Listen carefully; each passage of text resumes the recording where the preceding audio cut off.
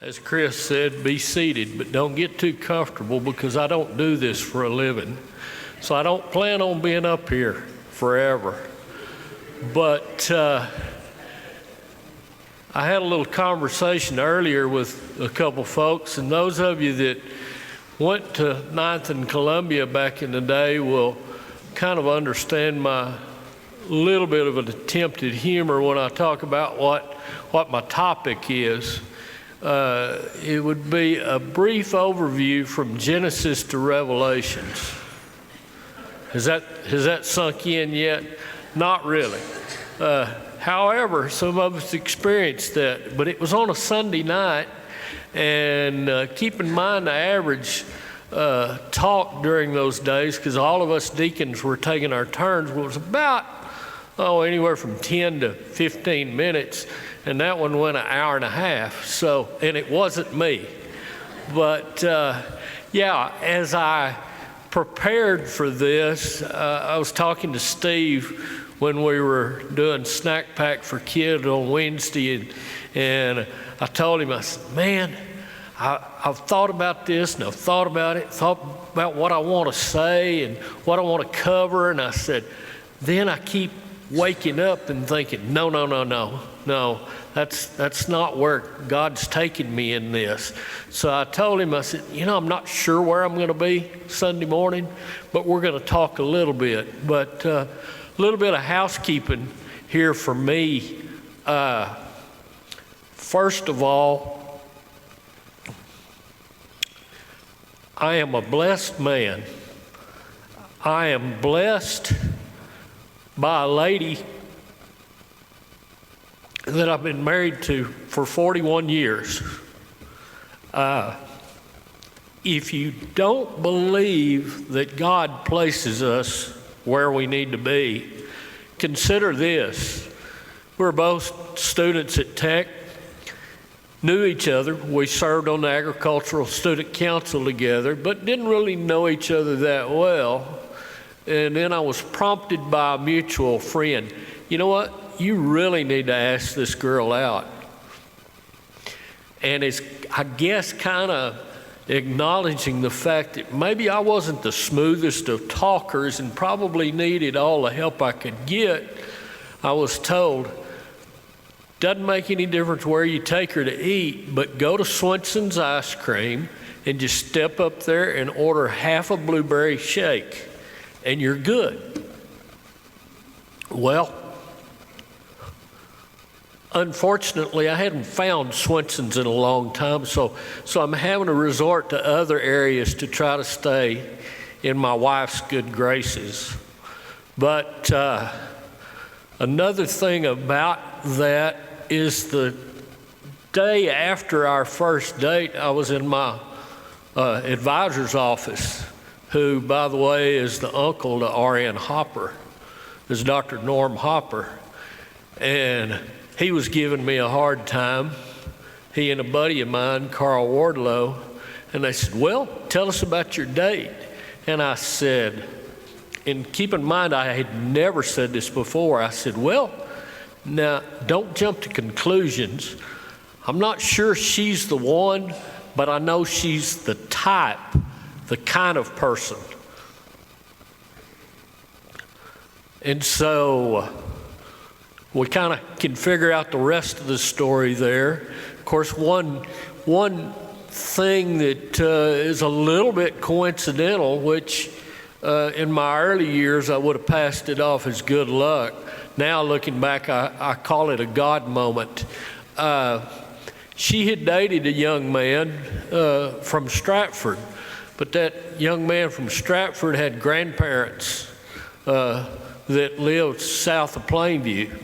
The grandfather had passed away, but the grandmother was still there. And so while she was dating this young man, they came to the grandmother's house on a few occasions. Well, that house was located about 3/4 of a mile from where I grew up. So the first time she came home with me, she was like, I think I've been in this area before. Well, yeah. And we later farmed that farm for 30 years. So you can draw your conclusion. I've drawn mine. He put us there. He put us there for a reason. And furthermore, as we have spent all these years together, one of the things that has obviously sustained us and is a common bond for us is a huge amount of faith. And as I thought about this, I thought, okay, well, I love it in Hebrew 11, verses 1, when it says, now faith is the assurance of things hoped for, the conviction of things not seen. Faith is not something we have to see every day. We don't always put our hands on it and we touch it in theory.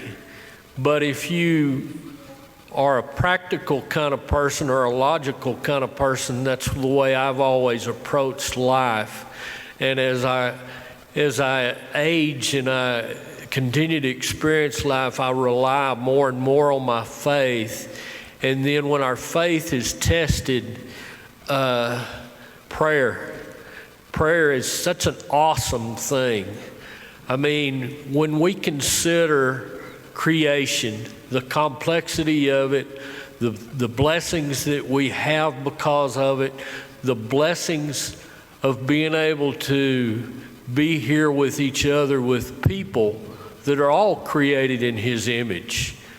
So, you know, it's something that is kind of hard for us to grasp, and we sometimes look at God as being up there, and you know, no doubt we all aspire to spend eternity with Him. On a related note, I'll say right there that I have said for a number of years that I'm not really a bucket list guy. I don't talk a lot about my goals that I might have, but one that I have always shared is my goal is that I get to spend eternity with my daughters and my wife. Well, now I've amended that. I've got grandchildren too. So, you know, seemingly simple, but is it?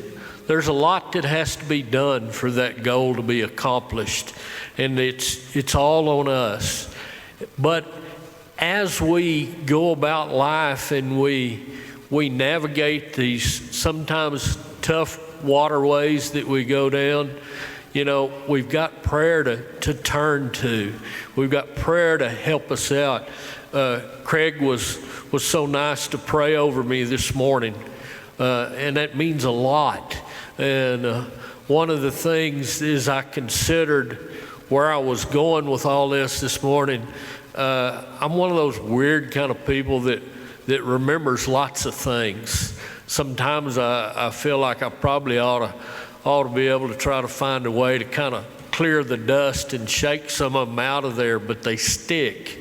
But one of the things I won't apologize for is, as we consider prayer, my memory takes me to specific events where I saw a huge benefit from prayer, a huge willingness on people to voice prayers that were so fitting.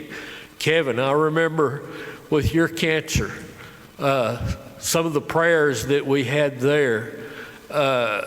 Craig, I can remember it's been a few years ago now when we prayed before Cash went off to a very important trip. Brent and Lori, we had a ringside seat for Lori's health ordeals and struggles and what got through. And you know, in all of these cases, I think you have to agree with me, we got positive results. But we had positive results without the ultimate direction or focus being granted, because it brought us closer together. And we we go about life and we feel like sometimes that we have so much on our plate to take care of, but it's not all on just us. It's on every one of us in this room that call ourselves brothers and sisters in Christ. And thank goodness we've got that, because it could be a really lonely existence without each other. And so I've mentioned how I identify specific people with specific times of prayer and topics of prayer. Now, if you'll allow me a little bit of time here, what I would demonstrate to you is that prior to me becoming this guy that now gets to write a bunch of names down on a piece of paper once a month, and we call that a worship schedule of prayer leaders. And by the way, I do appreciate all the men that are willing to do what they do.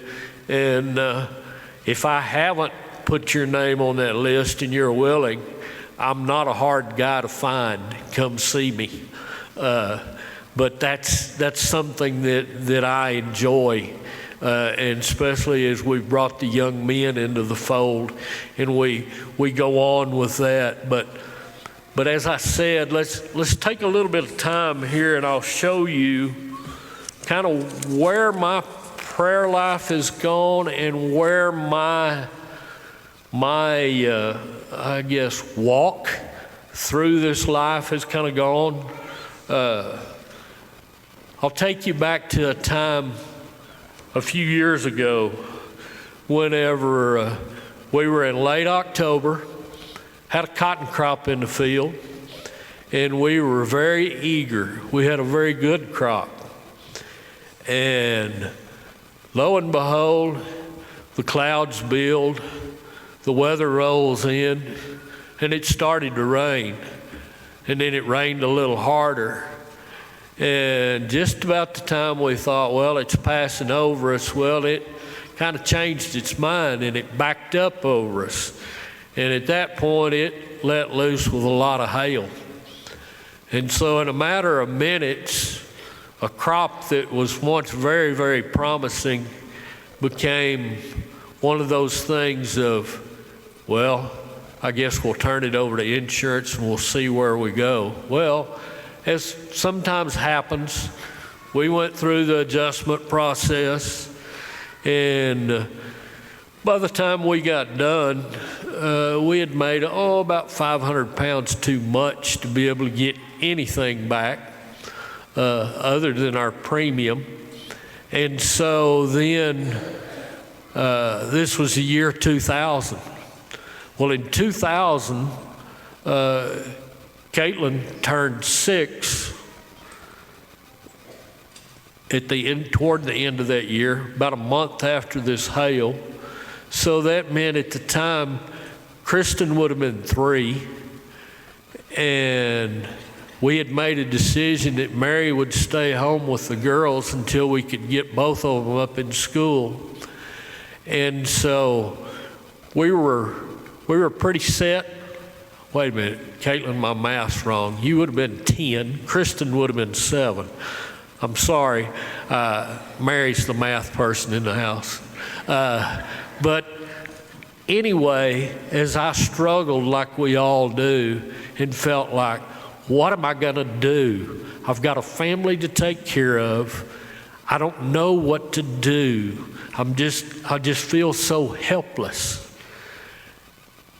And now, looking back on that time, we got into early 2001, and we were still searching for ideas, things to do. Mary did a long-term sub for a dear friend, Lisa Becker, and following that, she was told by her principal, you know what, if you'll get certified, you've got a job. So that's one positive. Another positive is I had been combining for other people for a while, and we would bring in probably $40,000 to $50,000 a year to help make ends meet. Well, after the 2001 crop was added up, we had brought in $162,000, and it was people that had never asked me to cut anything for them. So why they sought me out, I didn't ask them, but I was grateful. And we chalked that up as, okay, God, I can see now looking back, I worried a lot. We worried a lot. And He had us all the time. He was there. He knew we were in a storm. He carried us through that storm. But you know, sometimes when you're so close to something like that, it's hard to be able to take that step back and look at how this unfolded and all the people involved in it. Perfect example to me that He's with us. He's with us all the time. And as we went from there,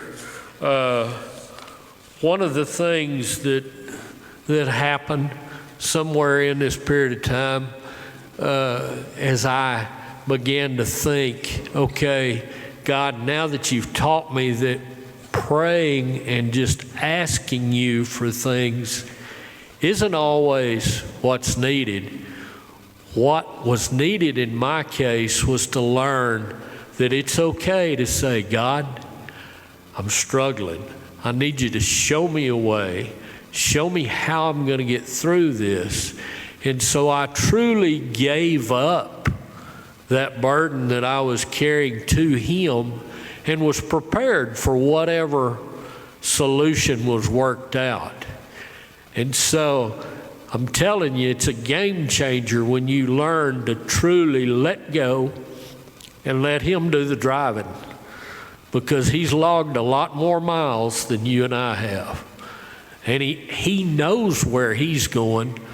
Unlike Mary will tell you, sometimes I might not when I'm behind the wheel. So, you know, there's some practical things.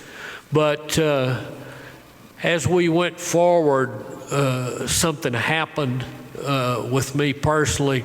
We had a young man that began to show up and want to drive a tractor a little bit. He was a teenager.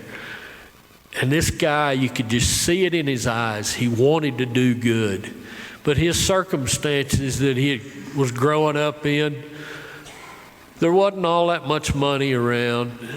He decided to show pigs in a stock show.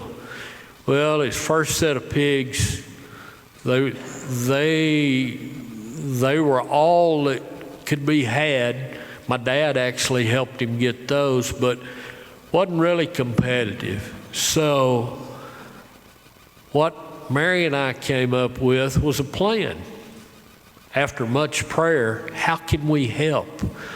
So what we did was, okay, let's go buy some pigs. So we bought some pigs. We paid for some feed through the year with the idea that, yeah, if he makes a little bit of money, I'm going to let him pay me back some anyway, but we weren't going to let him fail. And lo and behold, he had a real good year. So we did it again. So we did this for like 2 or 3 years. And it helped him have that feeling that, you know what, I belong in this room of kids just as much as anybody else does. Today, he's a county commissioner in a neighboring county. Now, I'm not insinuating that what little thing that we did caused him to do that, but, you know, it's kind of like when you're on a runaway horse, you don't let them have their head. You certainly don't let them pull it down. You pull back and you keep that head up. And so sometimes it helps if we've got somebody to kind of help keep our head up. because we don't need a runaway. And if we ride through that storm, maybe we get where we're going. Maybe it gets a little bit less eventful. The next thing that is an illustration to me is not of me, but it's of we. I'm not going to call any names, but all of you know this man. He's sat in here and gone to church with us. He doesn't live here. But when he came in these doors, he had not been in a Church of Christ before. He came on Wednesday nights a lot. We got to know him. And people like Bobby Bird were astute enough to kind of pull back some layers, and we found out this man had some problems, depression of an extent. He struggled to feel like he could get through some of the storms of life. Well, we got to know him, and I think he benefited, but I know we benefited, because what I saw was people like Bobby reaching out and giving him a hand, giving him a set of ears that were available at any point. And incidentally, we might kind of have a little three-way text going a lot of times. And one particular topic is that he has a fascination with penguins.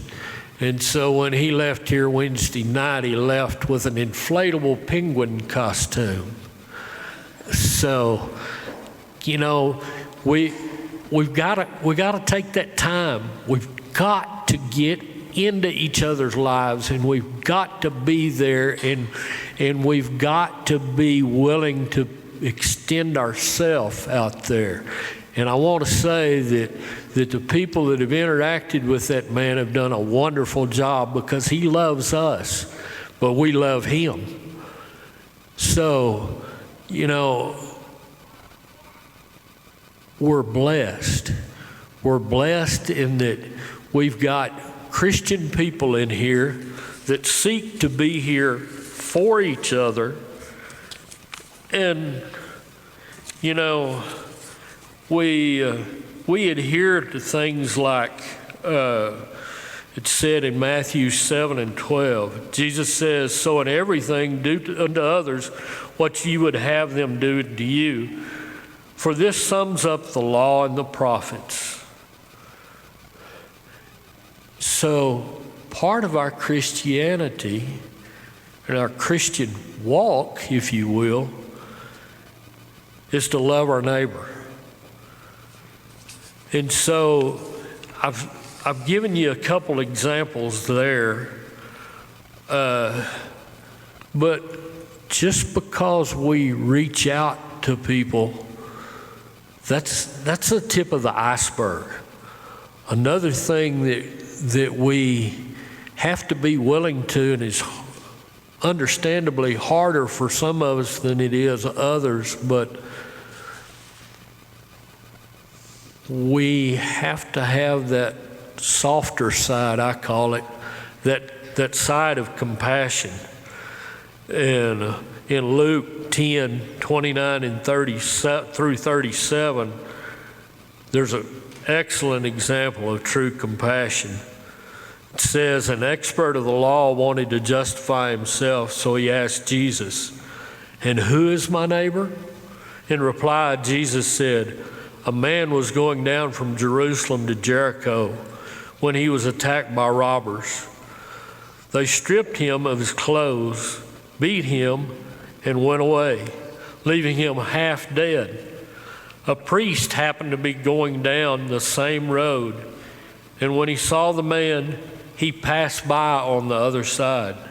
So too, a Levite, when he came to the place and saw him pass by on the other side. But a Samaritan, as he traveled, came where the man was, and when he saw him, he took pity on him. He went to him and bandaged his wounds, pouring on oil and wine. Then he put the man on his own donkey, brought him to an inn, and took care of him. The next day he took out 2 denarii and gave them to the innkeeper. Look after him, he said, and when I return, I will reimburse you for any extra expense you may have. Which of these 3 do you think was a neighbor to the man who fell into the hands of robber? The expert in the law replied, the one who had mercy on him. Jesus told him, go and do likewise. So that tells us that comes straight from the Bible. That gives us a sense of direction, a sense of what we should do. We need to be ready to reach out to our neighbors, and we need to be able to do what they need us to do. One of the things I have thought about recently as I've been apprised of some situations that people were not in a crisis maybe, but in a time of need. One of the things that we offer up is, I'll put you in my prayers, or you're in my prayers. There's a variety of ways that we phrase that. And you know, that's good. I say that. But I find that in this busy life that we lead, and as we go about our task, saying that is not enough. Doing what I say I will do is the kicker. I don't want to be caught guilty of being that person. I'm not saying we have bad motives. We have good intentions, but we need to follow through. I do. I'm putting this on me now. I need to take that time and go ahead, and unfortunately I'm getting to an age and a mindset where I probably need to make myself a note, and I know that separates me as one that's not the greatest with technology, but you know, it's got to be done in a way that will make me do what I've said that I will. There's accountability. There's accountability as we go forward in life. And I'm one of those people that studies people. I love people. I was told by my uncle when I was about 15 years old, if you take the time to invest in people, you'll never be disappointed.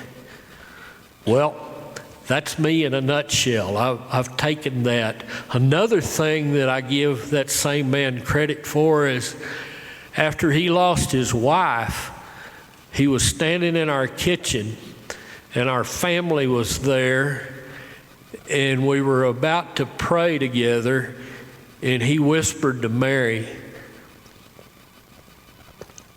"Mary, can I hold your hand?"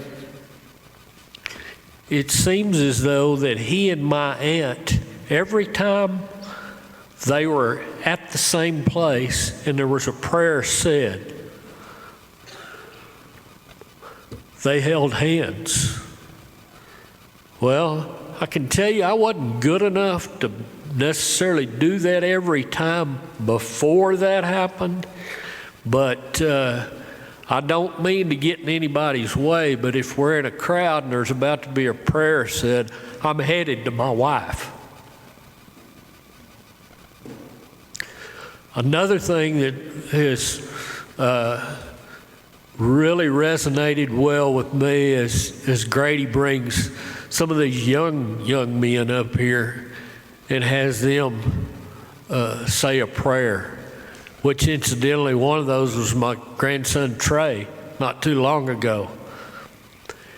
Doesn't it do our hearts good to see as we start training the younger ones so that they'll grow up like some of the rest of us had and have those opportunities, which incidentally, the first time I led a prayer in a worship service, it was over at 9th and Columbia, and I had the closing prayer. Well, I was a little bit nervous, so I got there a little early, and Jim Brewer was the preacher. And when I showed up and stood there, Jim whispered to me, "Are you coming forward, or are you here for prayer?" I said, "Prayer." So, you know, it doesn't have to be perfect. All we want is what you've got to share with us. All we want is for everyone to invest in what we say and do in this service. I got to brag on Caitlin and Marcus a little bit. The day they got married, before they got married, you know, this old deal about the bride and groom don't see each other before they get married and all of that. Well, you know, we're pretty traditional people, so they held to that. But Marcus was brought into the same area as Caitlin, and they did a deal and called it praying around the corner.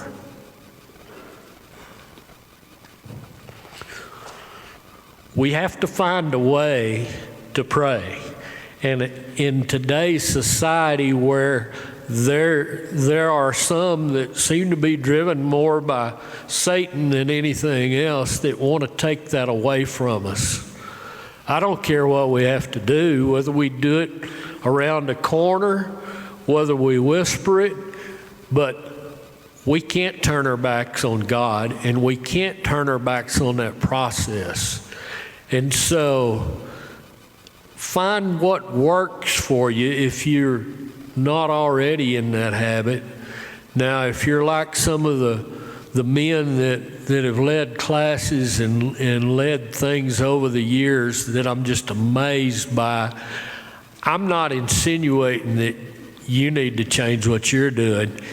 You're more mature than I am, but the day that I quit trying to seek better ways and a better way to help others, because believe it or not, when I put names down on that list, it's not like you're being called in the principal's office. It's that we want to hear you. We want you to come away from this service feeling like you're part of it. And we're so glad that each and every one of you are here. And unfortunately, some of you may not realize this, but I probably recognize most of the men better from the backs of their heads than I do their face, just because where I'm at on Sunday morning.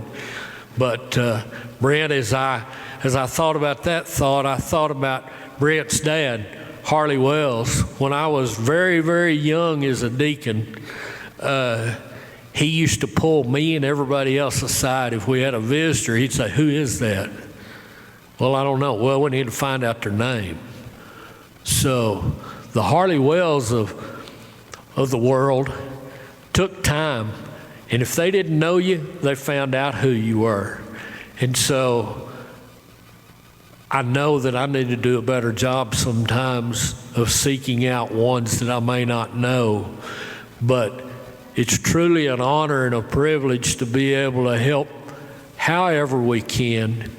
And I hope that what we've talked about today, although a little bit disjointed, I'll go back to my disclaimer. Sorry, I don't do this for a living. I'm not a professional. Never have been, probably won't be.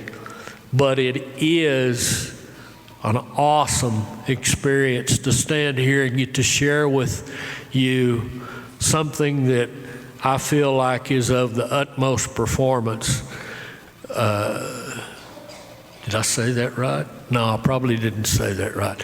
I'm beginning to come to the end, Gabe, so you may need to get limbered up and come this way, because once again, not a professional. I'm trying to close this out, but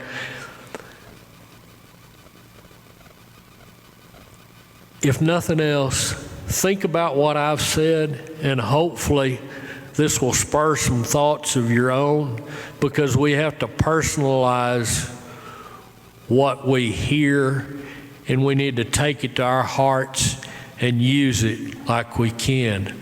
And so with that being said, thank you once again. And oh, it's Craig. No wonder Gabe wasn't moving. Sorry, I wasn't paying attention. Craig, it's all yours. Thank you, Mark. I appreciate the words you said and the encouragement that you gave us to pray, invest in our lives, invest in each other's lives, and be a part of the congregation. Be a part of the worship service. And the stories that you told brought back a lot of memories for myself as well, and what it's meant to have people pray over my family, as y'all have done many times. You know, I look around and I see all sorts of people here. People of different races, backgrounds, professions. There's all sorts of things that divide us, that change us up. Bless your heart, some of y'all didn't go to Tech, and we feel for you. Those that couldn't get in, went to A&M or OSU or whatever.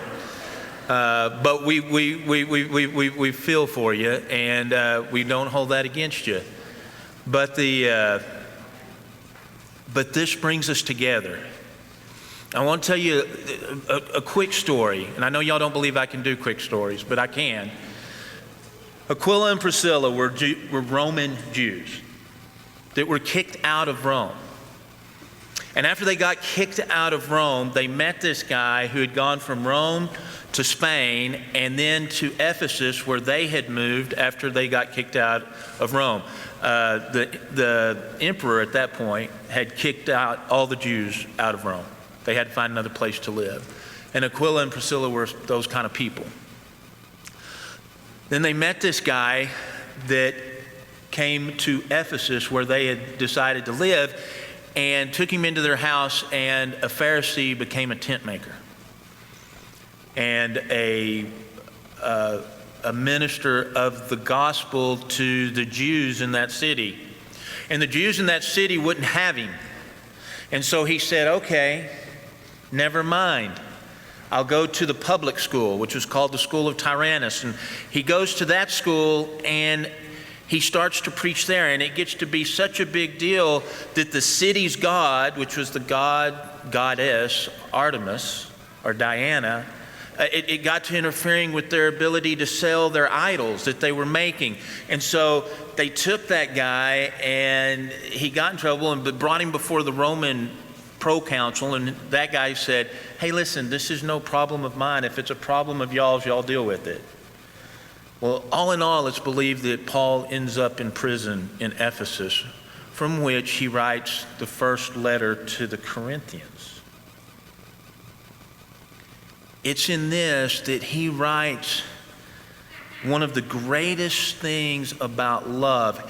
He had gone from with Jewish Christians to the Jewish synagogue, kicked out of there, gone to the public, taken his message to pagan. We're talking about a bunch of different people coming from different backgrounds.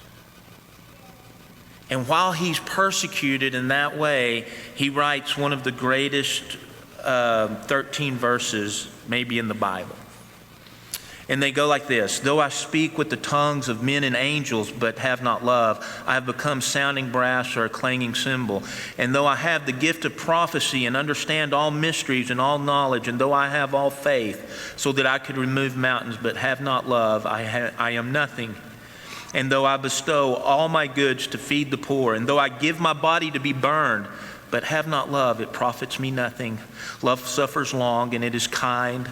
Love does not envy. Love does not parade itself, is not puffed up, does not behave rudely, does not seek its own, is not provoked, thinks no evil, does not rejoice in iniquity, but rejoices in the truth, bears all things, believes all things, hopes all things, endures all things. Love never fails. But whether there are prophecies, they will fail. Whether there are tongues, they will cease. Whether there is knowledge, it will vanish away. For we know in part and we prophesy in part. But when that which is perfect is come, then that which is in part will be done away. When I was a child, I spoke as a child. I understood as a child. I thought as a child. But when I became a man, I put away childish things.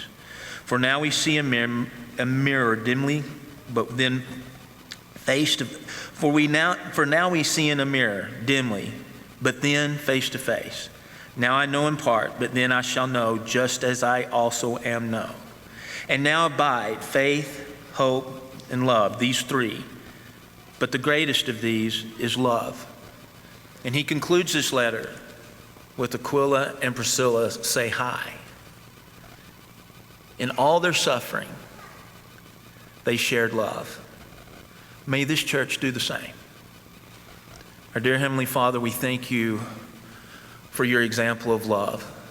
We thank you for this avenue of prayer where you commune with us. We thank you for this time we shared where the physical touched the spiritual at this time of communion and the prayers that were said and your opportunity you gave us to give, the opportunity you give us to share in each other's lives. We thank you for Mark's words. We thank you that they were your words. And may we have eyes that see and ears that hear and minds that comprehend the message that you were bringing to us today. May we acknowledge our differences but celebrate our unity and our utmost unity in you. May we have love with each other. May we live loved. May our life worship you. It's in your Son's name that we pray these things. Amen.